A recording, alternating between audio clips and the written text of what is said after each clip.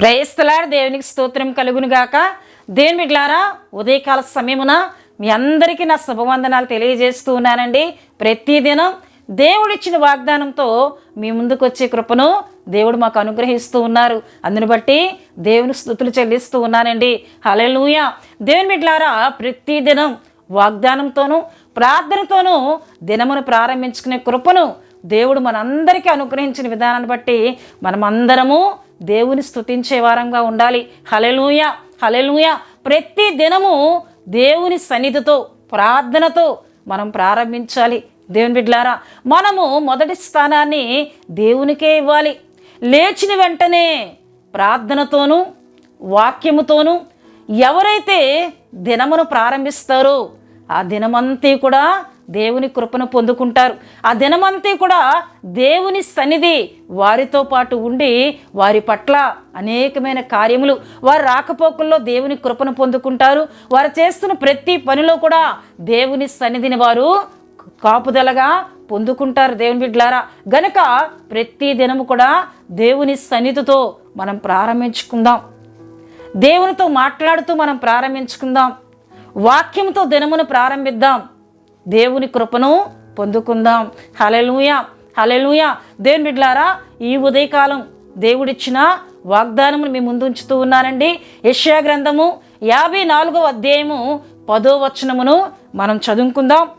పర్వతములు తొలగిపోయినను మెట్టలు తత్తరిల్లినను నా కృప నిన్ను విడిచిపోదు, సమాధాన విషయమే నా నిబంధన తొలగిపోదు అతడు అని నీ యందు జాలిపడి యెహోవా సెలవిచ్చున్నాడు. హల్లెలూయా, హల్లెలూయా. దేవుని బిడ్డలారా, దేవుడు తన ప్రజలతో ఆయన మాట్లాడుతూ ఉన్నారు. దేవుడు తన ప్రజలతో, యూదులైన వారితో, ఇశ్రాయేలుతో ఆయన మాట్లాడుతూ ఉన్నారు. నా కృప మిమ్మలను విడిచిపోదు, పర్వతములు తొలగిపోయిన మెట్టలు తత్తరిల్లిన నా కృప మిమ్మలను విడిచిపోదు. క్షణమాత్రము నేను మిమ్మల్ని విడిచిపెట్టాను, మరలా మహావాత్సల్యముతో నేను మిమ్మల్ని చేర్చుకుంటూ ఉన్నానని దేవుని బిడ్డలారా 7వ వచనములోను 8వ వచనములోను మనం చూస్తాం. నిమిషం మాత్రము నేను నిన్ను విసర్జించి తిని గొప్ప వాత్సల్యంతో నిన్ను సమకూర్చుదును. హల్లెలూయా.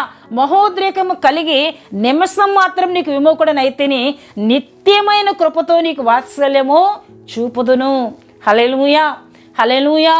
దేవుని బిడ్డలారా, దేవుడు కొంతకాలం వారిని విడిచిపెట్టారు. వారు చేసిన తిరుగుబాటును బట్టి, వారు దేవుని నిబంధన గైకొనకపోవడాన్ని బట్టి. అయితే మరలా దేవుడు వారితో మాట్లాడుతున్నారు. గొప్ప వాత్సల్యముతో నేను మిమ్మలను సమకూరుస్తాను, గొప్ప వాత్సల్యంతో నేను మిమ్మల్ని సమకూరుస్తాను, నిత్యమైన కృపతో నేను మిమ్మలను జ్ఞాపకం చేసుకుంటున్నానని దేవుడు మాట్లాడుతూ ఉన్నారండి. హల్లెలూయా. ఆయన అంటూ ఉన్నారు, పర్వతములు తొలగిపోయిన మెట్టలు తత్తరిల్లినా నా కృప నిన్ను విడిచిపోదు అని తన ప్రజలతో ఆయన మాట్లాడుతూ ఒక చక్కటి వాగ్దానం ఇస్తూ ఉన్నట్లు దేవుని వాక్యంలో మనం చూస్తున్నాం. హల్లెలూయా, హల్లెలూయా. దేవుని బిడ్డలారా, ఆయన కృప వీడిపోనిది. ఆయన కృప మళ్ళని వీడిపోని కృప. అటువంటి కృపను ఎవరు పొందుకోగలరు? అటువంటి కృపలో ఎవరు నడవగలరు అంటే దేవుని బిడ్డలారా, ఆయన కట్టడాలను గైకొన్నవారు, ఆయన ఆజ్ఞలను గైకొన్నవారు, ఆయన మాటను విన్నవారు. హల్లెలూయా, హల్లెలూయా. దేవుని వాక్యంలో మనం చూసినట్లయితే ఒక దినాన్ని దేవుని బిడ్డలారా దేవుడు దావీదుతో మాట్లాడుతూ ఉన్నారు. దావీదు ప్రార్థన చేస్తూ ఉన్నప్పుడు దేవుడు దావీదుతో మాట్లాడుతూ అంటూ ఉన్నారు. చూడండి ప్రియదేవుని బిడ్డలారా, సమూయేలు రాసిన 2వ గ్రంథము 7వ అధ్యాయము 15లో మనం చూసినట్లయితే, నిన్ను స్థాపించుటకై నేను కొట్టివేసిన సౌలునకు నా కృప దూరమైనట్లు అతనికి నా కృప దూరము చేయను, నీ మట్టుకు నీ సంతానమును నీ రాజ్యమును నిత్యము స్థిరమగును, నీ సింహాసనం నిత్యము స్థిరపరచబడును అనేనని ఇక్కడ దేవుని వాక్యంలో మనం చూస్తున్నాం. ఇక్కడ దేవుడు దావీదుతో మాట్లాడుతూ అంటున్నారు, సౌలునకు నా కృప దూరము చేసినట్లు దావీదు నా కృపను నీకు నేను దూరము చేయను. అయితే ఆయన కృప వీడిపోనిది కదా, ఆయన కృప నిత్యము మనతో ఉంటుందని ఆయన మాట్లాడుతున్నారు కదా. మరి సౌలునకు దేవుడు ఎందుకు తన కృపను దూరం చేశారు అని మనం చూసినట్లయితే, సౌలు దేవునికి అవిధేయుడిగా మారుటను బట్టి, సౌలు దేవుని ఆజ్ఞను ధిక్కరించుటను బట్టి ఆయన కృప సౌలు నుండి ఏమైపోయిందండి? దూరం అయిపోయినట్లు దేవుని వాక్యంలో చూస్తాం. చూడండి, సమూయేలు మొదటి గ్రంథము 13వ అధ్యాయము 13లో మనం చూస్తే, అందుకు సమూయేలు ఇట్లనెను, నీ దేవుడైన యెహోవా నీకు ఇచ్చిన ఆజ్ఞను గైకొనక నీవు అవివేక పని చేసితివి. నీ రాజ్యమును ఇశ్రాయేళ్ల మీద సదాకాలము స్థిరపరచుటకు యెహోవా తలచి ఉండెను. అయితే నీ రాజ్యము నిలవదు. యెహోవా తన చిత్తానుసారమైన మనస్సు గల ఒకని కనుగొని ఉన్నాడు. నీకు ఆజ్ఞాపించిన దాన్ని నువ్వు గైకొనకపోతివి గనుక యెహోవా తన జనుల మీద అతనిని అధిపతిగా నియమించును. అంటే సౌలు దేవుని ఆజ్ఞలను మీరి దేవుని ఆజ్ఞల గైకొనక అవివేకపు పని చేయుటను బట్టి సౌలునకు దేవుని కృప దూరమై ఆ కృపను ఎవరు పొందుకున్నారండి? యెహోవా తన చిత్తానుసారమైన మనస్సు గల ఒకరిని కనుగొని ఉన్నాడు. ఆ చిత్తానుసారమైన మనుషుడు ఎవరంటే దావీదు అని దేవుని వాక్యంలో మనం చూస్తున్నాం. హల్లెలూయా, హల్లెలూయా. అంతేకాకుండా ప్రియదేవుని బిడ్డలారా, చూడండి, సమూయేలు రాసిన మొదటి గ్రంథము 15వ అధ్యాయము 22లో మనం చూస్తే, అందుకు సమూయేలు తాను సెలవిచ్చిన ఆజ్ఞను ఒకడు గైకొనుట వలన యెహోవా సంతోషించినట్లు ఒకడు దహన బలులను అర్పించుట వలన ఆయన సంతోషించిన. ఆలోచించుము, బలులు అర్పించుట కంటే ఆజ్ఞను గైకొనుటయు పొట్టేళ్ల కొవ్వు అర్పించుట కంటే మాట వినుటయు శ్రేష్టము. సౌలు నువ్వు మాట వినలేదు. అమాలేకీయులను దేవుడు పూర్తిగా నిర్మూలన చేయమంటే ఏమండి వారి యొద్ద నుండి నువ్వేమి తీసుకురావద్దు అంటే నువ్వు దేవుని మాటను వినక కొవ్విన దూడలను నువ్వు తీసుకొని వచ్చి వాటిని బలిగా నువ్వు అర్పిస్తూ ఉన్నావు. నువ్వు మాట వినకుండా నువ్వు బలి అర్పిస్తే నేను సంతోషిస్తానా? నేను సంతోషించును. ఒకడు నా ఆజ్ఞను గైకుంటేనే నేను సంతోషిస్తాను, నా మాట వింటేనే నేను సంతోషిస్తాను, వారికే నా కృపను నేను తోడుగా ఉంచుతానని ఇక్కడ దేవుడు సమూయేలు ద్వారా సౌలుతో మాట్లాడుతున్నట్లు మనం చూస్తున్నాం. దేవుని బిడ్డలారా, హల్లెలూయా, హల్లెలూయా. అయితే దేవుని బిడ్డలారా, దేవుడు ఎవరికి తన కృపను అనుగ్రహిస్తారంటే ఆయన ఆజ్ఞను గైకున్న వారికి, ఆయన మాటను వినేవారికి. అంతేకాకుండా కీర్తనలు 103:17 చరణములో మనం చూస్తే, ఆయన నిబంధనను గైకొనుచు ఆయన కట్టడాలను అనుసరించి నడుచుకుని వారి మీద, యెహోవా యందు భయభక్తులు గల వారి మీద ఆయన కృప యుగయుగములు నిలుచును. ఆయన కృప యుగయుగములు నిలుస్తుంది. ఎవరి మీదండి? ఆయన కట్టడాలను ఎవరైతే గైకుంటారో, ఆయన నిబంధనను ఎవరైతే గైకుంటారో, ఆయన యందు ఎవరైతే భయభక్తులు కలిగి జీవిస్తారో వారి మీద ఆయన కృప యుగయుగములు నిలుస్తుందని దేవుడు ఇక్కడ మాట్లాడుతూ ఉన్నారు. హల్లెలూయా, హల్లెలూయా. దేవుని బిడ్డలారా, ఆయన కృప శాశ్వతం ఉండేది. ఆయన కృప శాశ్వతం ఉండే కృప, వీడిపోని కృప. అటువంటి కృపను మనం పొందుకోవాలి అంటే దేవుని బిడ్డలారా, ఆయన మాటను మనం వినాలి, ఆయన ఆజ్ఞలను మనం గైకొనాలి. అప్పుడే ఆయన మన విషయంలో ఆయన సంతోషించి తన కృపను అనుగ్రహిస్తానంటున్నారు. అయితే సౌలు వినలేదు గనక సౌలు నుండి దేవుని కృప ఏమైపోయిందండి? దూరం అయిపోయింది.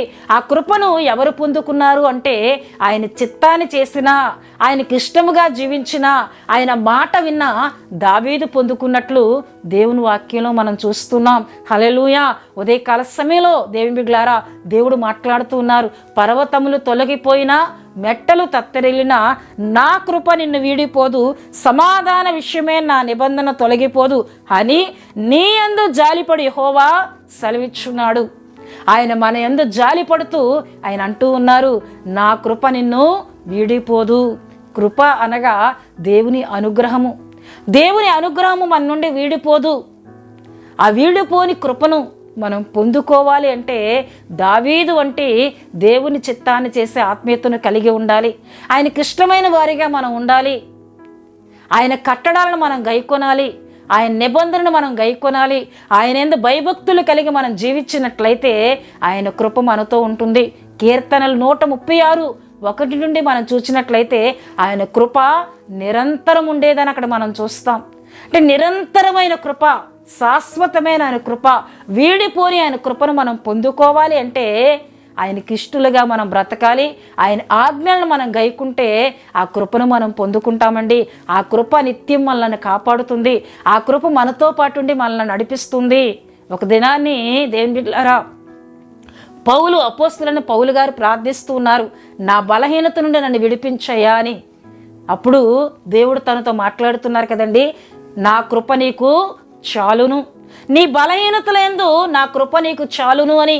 అంటే మన బలహీనతల్లో ఉన్నా, మన శ్రమలో ఉన్నా, కృంగుబాటులో ఉన్నా ఆయన కృపతో మనతో ఉంటే మనకే నష్టము కలగదు. పౌలు గారితో దేవుడు అంటున్నారు కదా, నా కృప నీకు చాలును. దేవుని కృప మనతో ఉంటే ప్రియదేవుని బిడ్డలారా, మనం ధైర్యం కలిగిన వారంగా ఉంటాం, నిబ్బరం కలిగిన వారంగా ఉంటాం. ఏ పనిలో మనం ఉన్నా దాంట్లో సఫలతను మనం చూస్తాం గనక ఉదయకాల సమయంలో దేవుని కృప కొరకు మనం ప్రార్థన చేద్దాం.